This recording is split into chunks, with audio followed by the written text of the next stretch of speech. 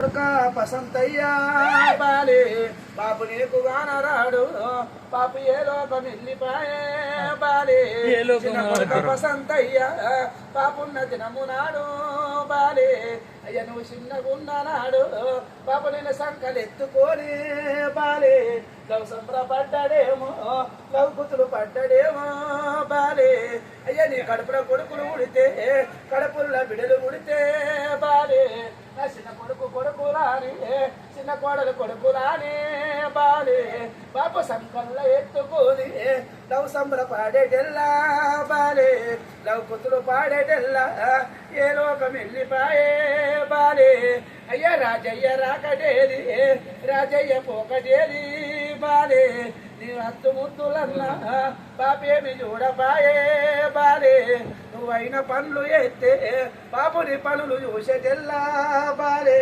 పాపుని పాట చూసేటెల్లా చిన్న కొడుక పసంతయ్య సచ్చిన పాపుని సచ్చిన ఆయన భూమిలో బొక్కలు ఊడ్చినవు నీ బిడ్డల చేత నీ కొడుకుల చేత సచ్చిన పాపు సచ్చిన ఆయి సర్గం ముట్టని నీకు కొడుకులాయి బిడ్డలాయి కడుపు రాని పసంతయ్యా నీకు అనుకున్న పని అమ్మనం కానీ కోరుకున్న పని కొమ్ములవడని మా చేతకడ దేవుడు చేరగలిగి నీకు పుట్టింది ముత్యం కానీ పట్టింది బంగారం కానీ మరీ పసంతయ్యని మరి మనకు.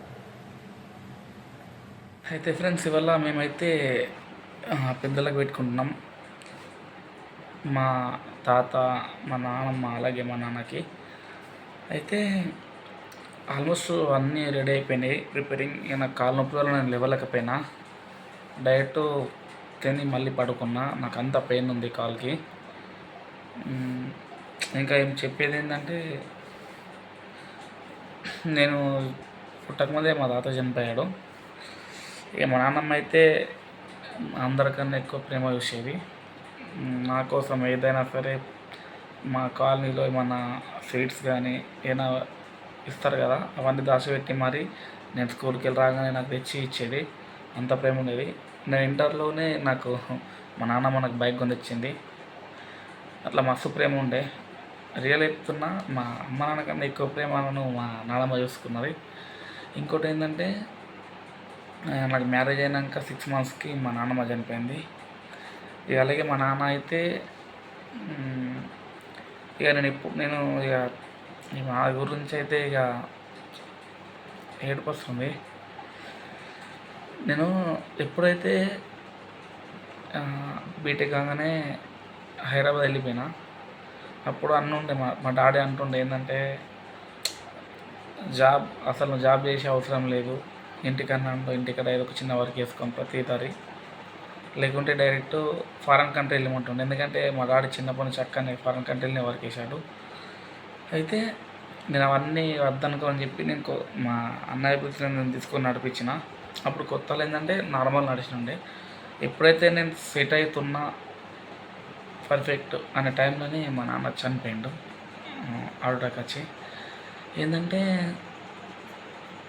నేను అప్పటికి ఇల్లు కట్టిన ఇంకా మస్తు పర్ఫెక్ట్ సెట్ అయిపోయింది. మా అమ్మ నాన్నకి ఇబ్బంది పెట్టకుండా మా దగ్గర ఉన్న అదే ల్యాండ్ ఉంటుంది కదా మన పొలం ఇట్లా అంటారు కదా అవన్నీ ఇబ్బంది పెట్టకుండా వేరే వాళ్ళ కౌలుకి ఇచ్చిన. అమ్మ నాన్న ఇంటి దగ్గర ఉండమని చెప్పి. ఎందుకంటే నాకు వాళ్ళ ఏజెస్ ఇప్పుడు 70+ ఇద్దరిది. వాళ్ళకి ఇద్దరికి వర్క్ అయిపోద్దని మెల్లిమెల్లగా ప్లానింగ్ తోటి నేను చేసిన. ఇంకొక 2-3 months అయితే ఇక మా నాన్న మొత్తానికి వర్క్ అంటే ఇక టెంట్ హౌస్లో జస్ట్ ఏది ఓనర్షిప్ ఎవరైనా వస్తే మంచిగా సామాన్ ఇవ్వడానికి అని ఒక ప్లానింగ్ చేసిన కూకున్న దగ్గరనే. కానీ